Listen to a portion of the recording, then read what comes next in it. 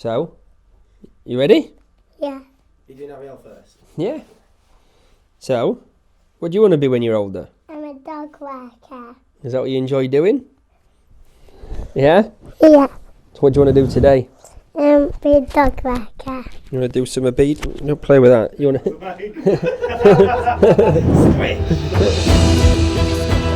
Without commitment, you'll never start. But more importantly, without consistency, you'll never finish. Ease is a greater threat to progress than hardship. So, keep moving, keep growing, keep learning. See you at work. What was the spark that made you get into dog training?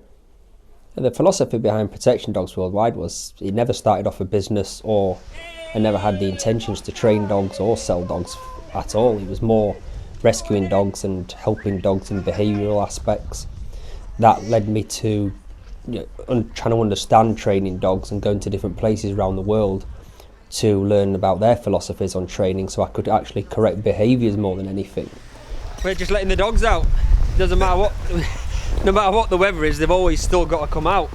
It's a bit that people don't see. So rain, wind, snow, sun, they always have to come out. Need to get some, burn some energy and get out and have some fun.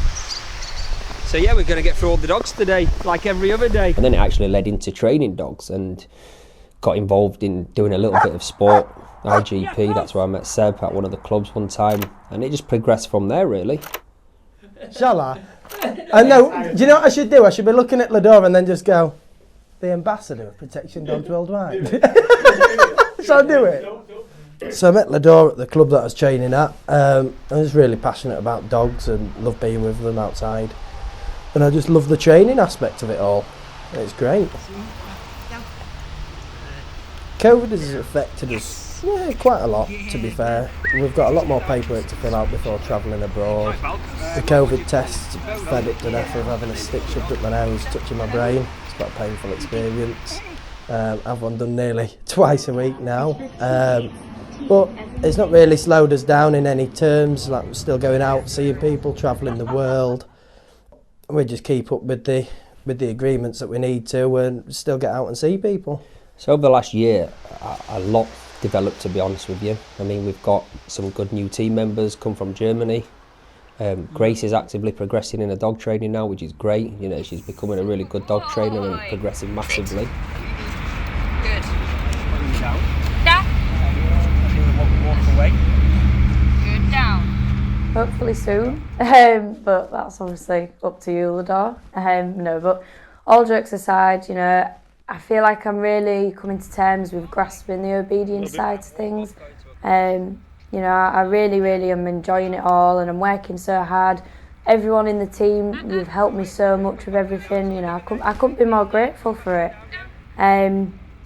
It's more or less me now, just focusing on the protection side of things.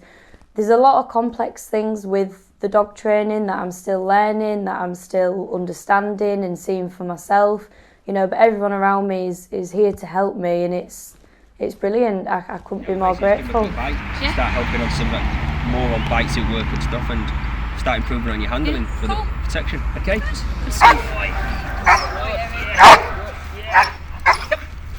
That's good. Here we go. Stroking. Boy, Eric. Good. In terms of Norman's fantastic. Norman's, qualified before he came here, and he's developing as a trainer as well, because he's learning to work with new breeds, but massively experienced in Germany. COVID hasn't much of an effect of me with the transitioning. It's basically mainly the job opportunity here. So I reached out to Lador, I think in November last year, just out of a mood, asking him if he needs someone to train the dogs or for apprenticeship, and he was like, yeah, I'm searching already, so come as fast as you can. And he was like, yeah, very helping and caring on everything. He helped me with getting my dogs over, and yeah. He's just a serious weapon of a dog.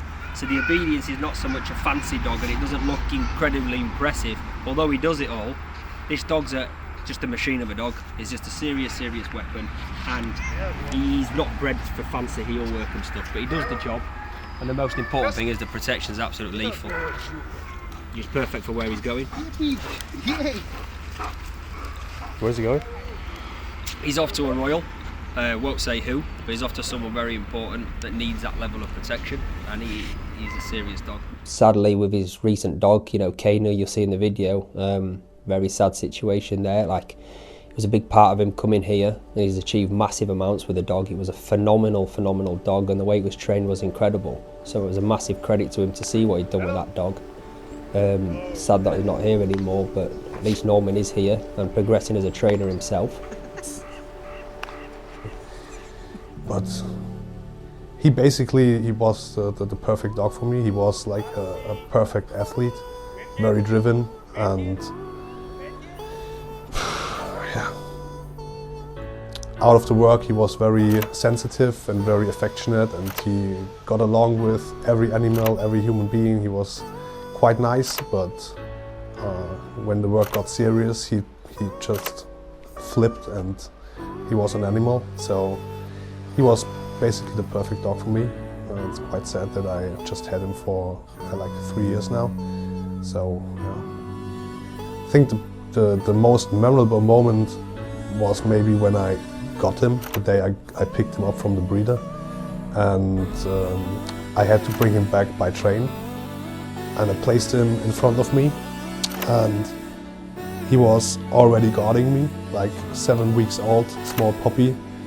Some guys tried to approach me, and he was already tackling up and was like, whoa, whoa, whoa. Come here, I'm going to bite you. This tiny little furry thing. So yeah, that was a moment I still think about quite a lot. So it shows you how confident this tiny little puppy already was.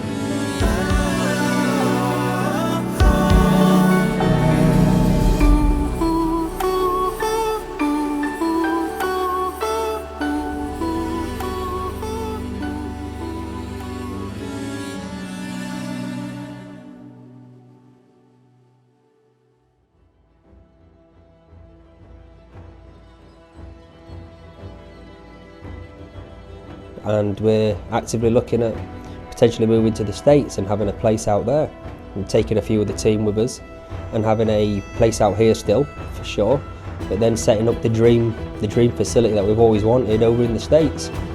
So we'll be back out there in the next few months looking at more facilities, and hopefully within the next year or two maximum we'll be there training from America. All good, Norman? It's about to board. See you on the other side, bro, once we've secured this Netflix program. Yes.